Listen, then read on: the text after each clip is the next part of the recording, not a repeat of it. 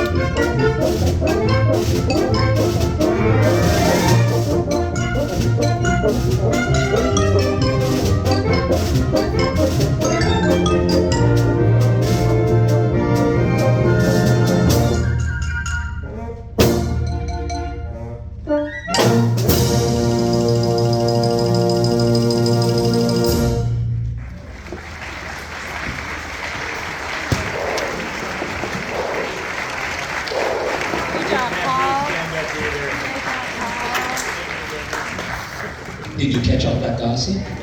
Yes. In 1889, John Doe Sousa was asked to compose the Washington Post March to promote a children's essay contest being put on by the Washington Post newspaper. It just so happens that right around that time, the National Dance Masters Association convention was being held, and they were looking for a piece to revive an old style dance called the two-step, and they found the perfect marriage in Washington Post March. So perfect that it very quickly overtook the waltz as the #1 dance in America and Europe. In fact, it was so popular that for the next 10 years, Washington Post March was the most popular song in America and in Europe. In fact, it was so popular that in Britain and Germany, two-steps were often called Washington Posts. They all had the same title. In fact, it was so popular that in Germany and England, when Sousa brought his band over in 1900, at concerts, every few pieces, someone in the audience would yell, "Washington Post March!" And the audience would go, "Yes, yes," or "Yeah, yeah," and they'd have to play an encore. In fact, they had at one time played it 6 times in one concert. It was so popular.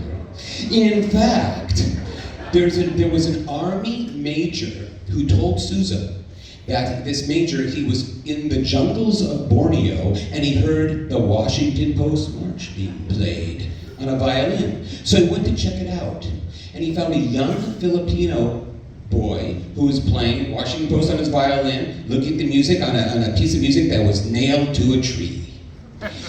In fact, it's time to bring out our very special guest, the spectacular dynamic dancing duo of Leah Dickerson and Franco Peraza, dancing the two-step in Washington Post March. In fact,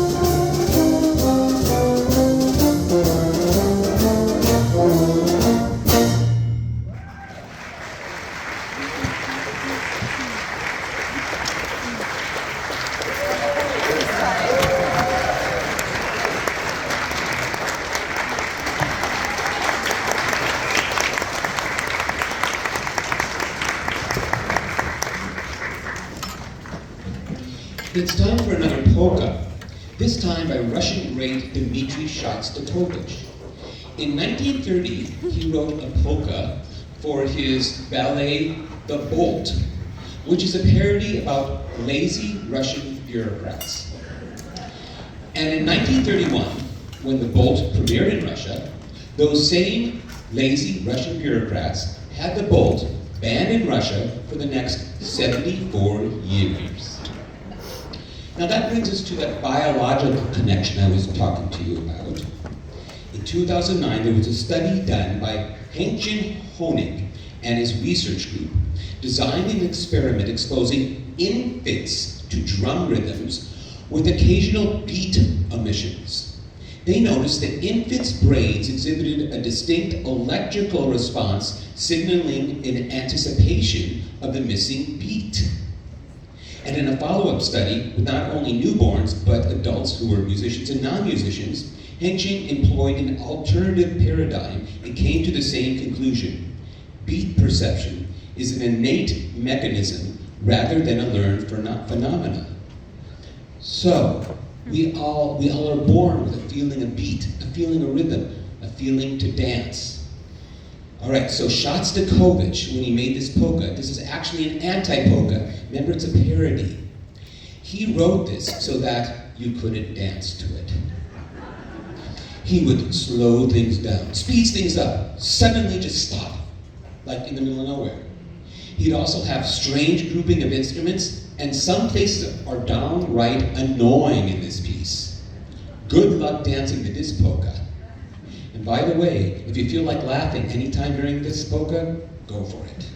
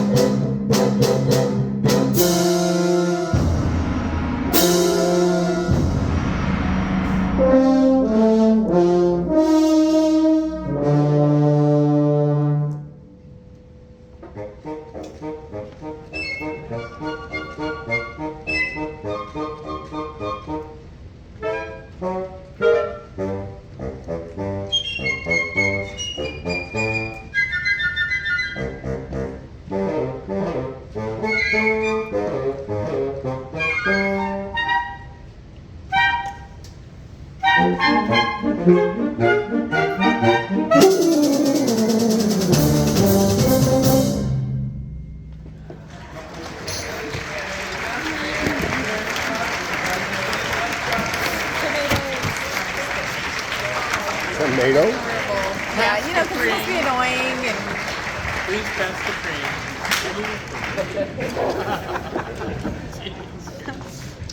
All right, time to bring back our Snap that dancers, lead. this time to a foxtrot.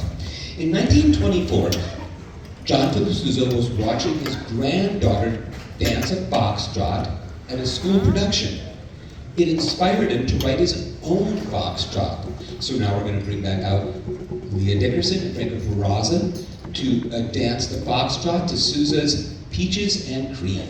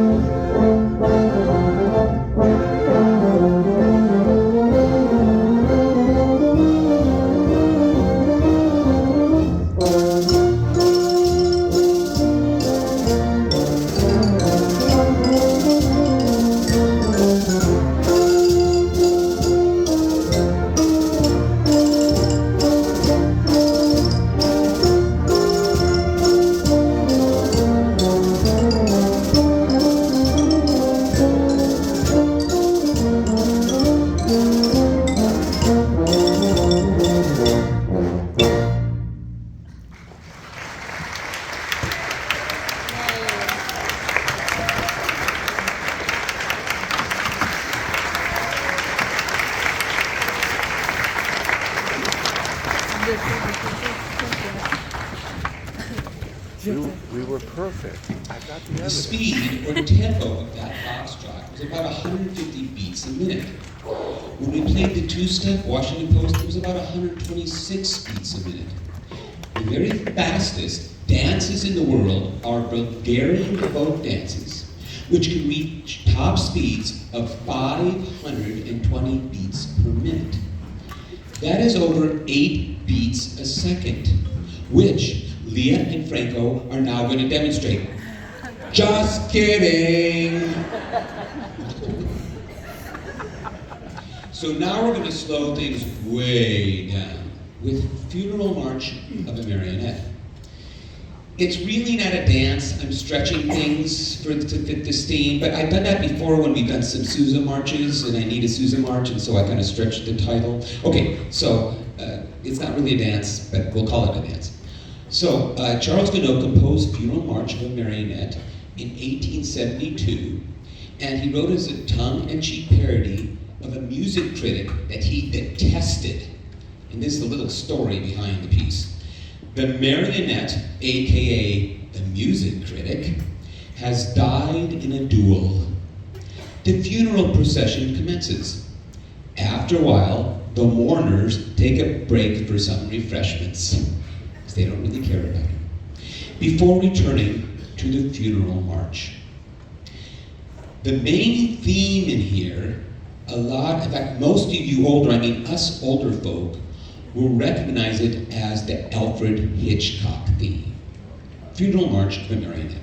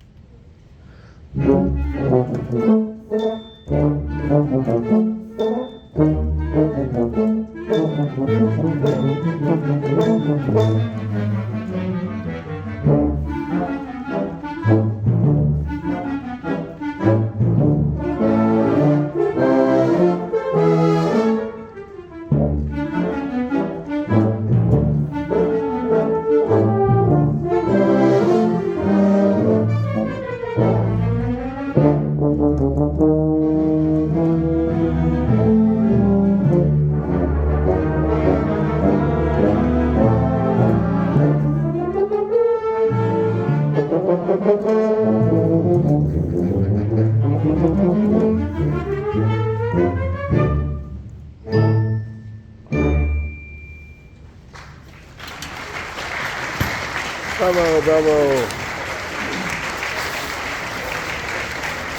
I gotta miss that song. It's now time for some ballet music. One of the most famous ballets ever done is Tchaikovsky's Swan Lake. So we're now going to bring back out Leah Dickerson and Franco Peraza to dance to Swan Lake.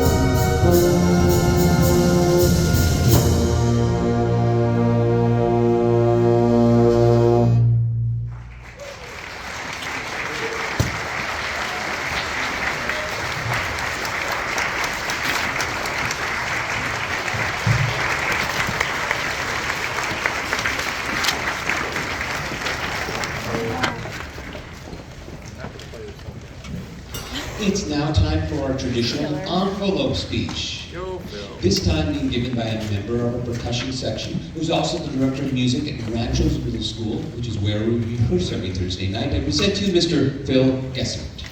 Hooray.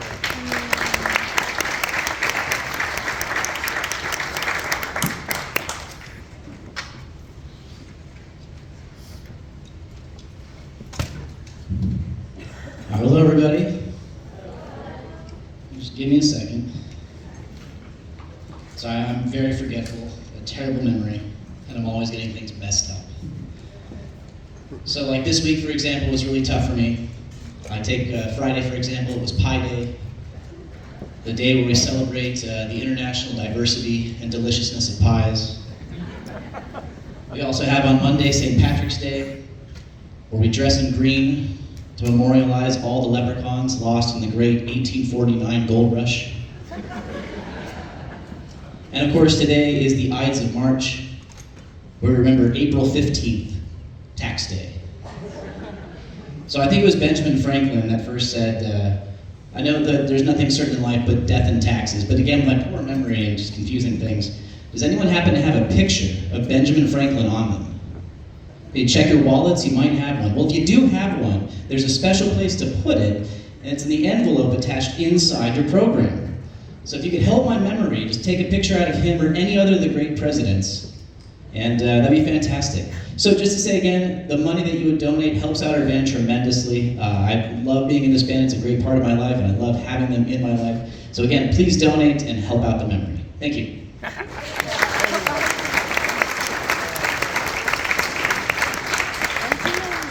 Bravo, bravo.